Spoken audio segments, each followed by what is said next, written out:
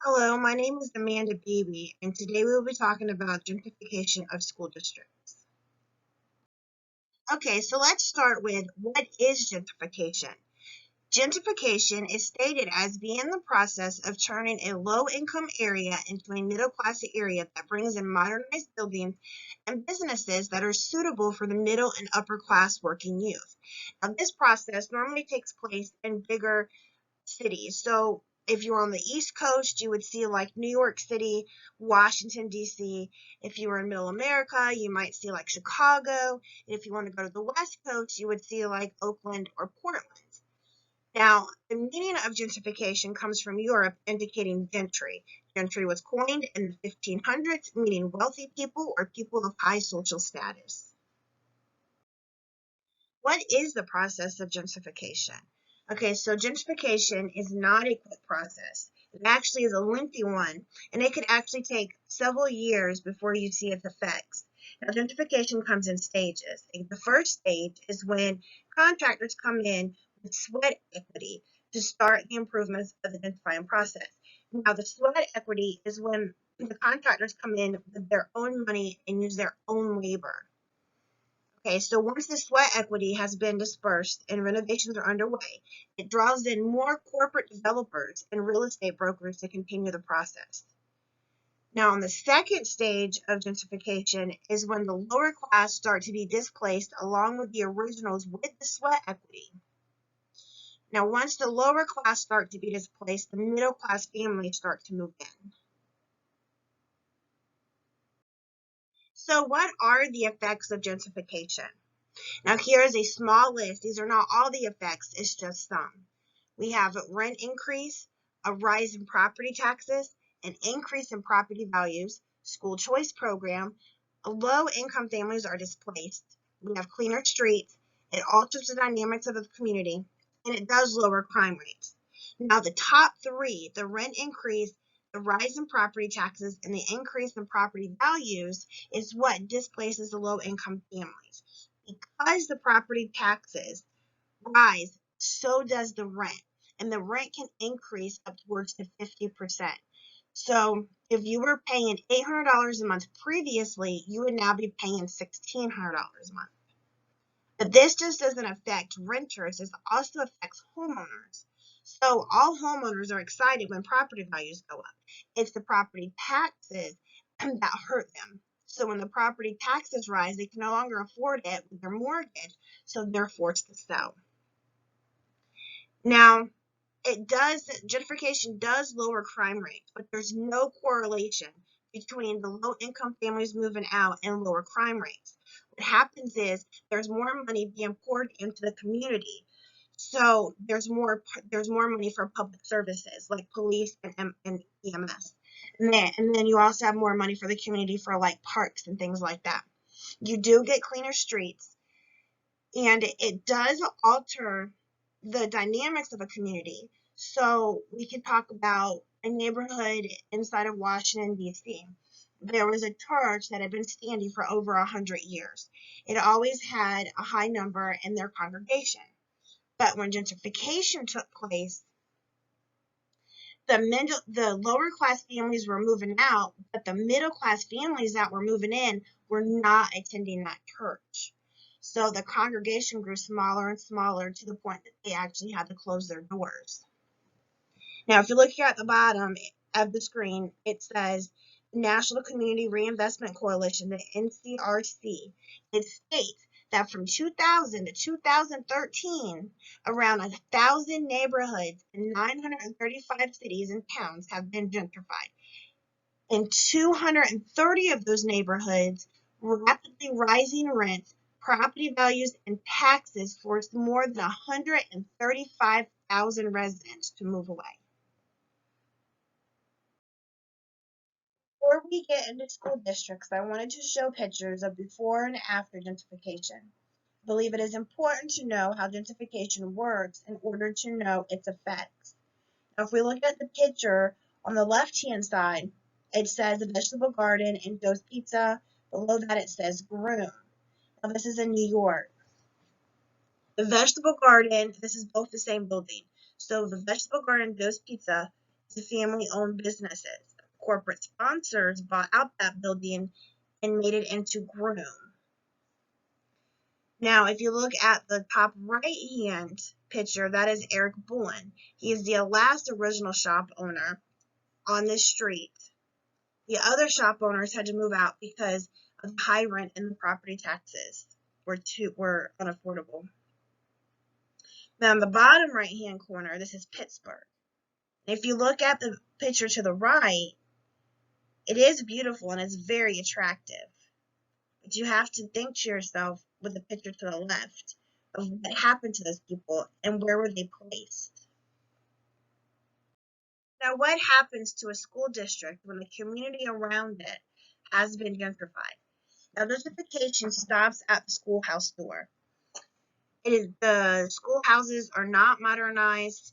The community around it, the buildings may be built up and modernized, but the school itself will remain the same. Now, what's happening is when the middle-class families move into these newly gentrified communities, they have an option, and it's called school of choice. So school of choice allows a parent to choose between a community school, a charter school, or a private school. They no longer are forced to go to that one community school. So when the middle class families move in, they're actually choosing the charter schools and they're choosing private schools. They're very rarely choosing the community school in their neighborhood. So the result of this is that schools are having to close. And in this picture right here where it says education, not gentrification, this is from Philadelphia. And Philadelphia has seen 24 school closures. So what are the effects of gentrification on school districts? Well, first we have the socioeconomic gap that widens in the neighborhood. You'll have the school enrollment that drops, school funding is lowered, teachers are possibly laid off, and then you have possible school closures. Now, the socioeconomic gap is based on the middle-class families that are coming in and they're using their school of choice program. So they're not choosing the community school, they're choosing the charter or private schools.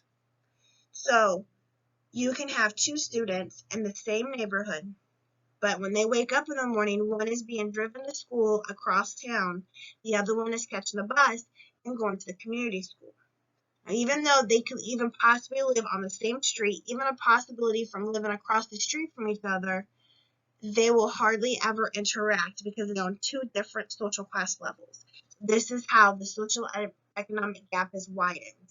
Now, because the middle class families that are coming in aren't choosing the community schools, the enrollment drops.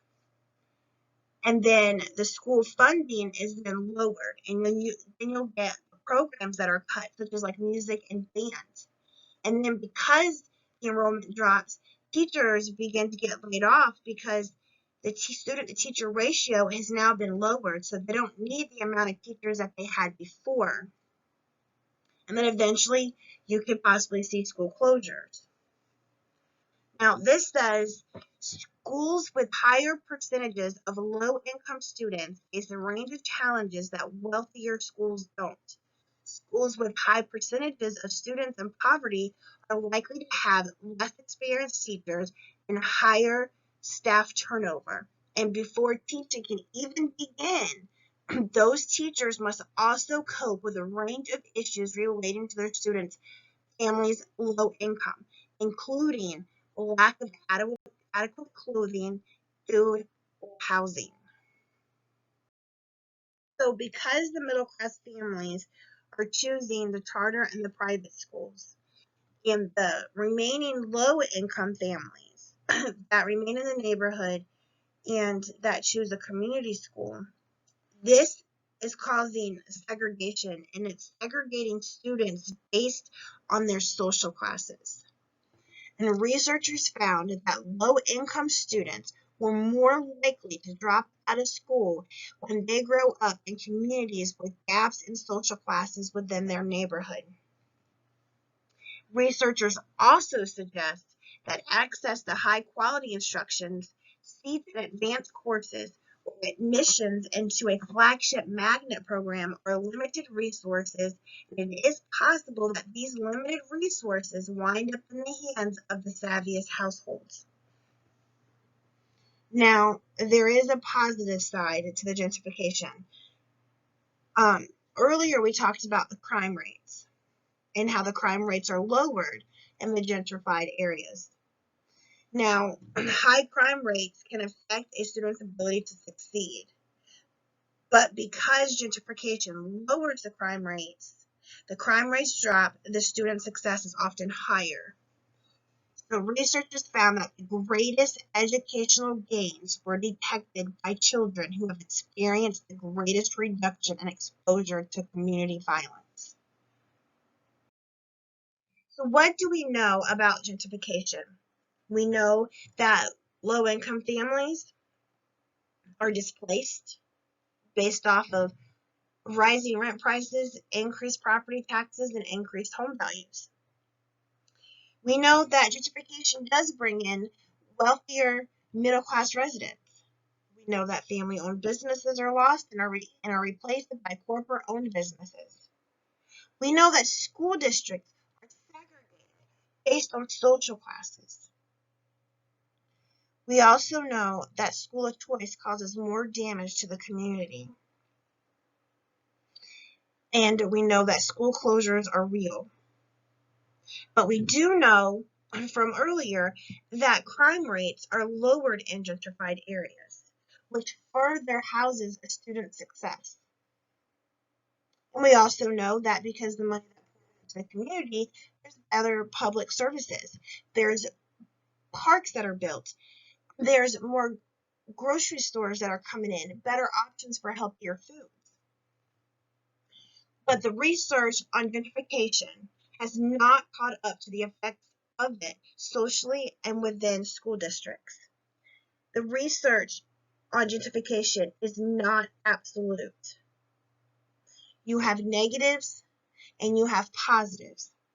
And then as you research, you can find both sides.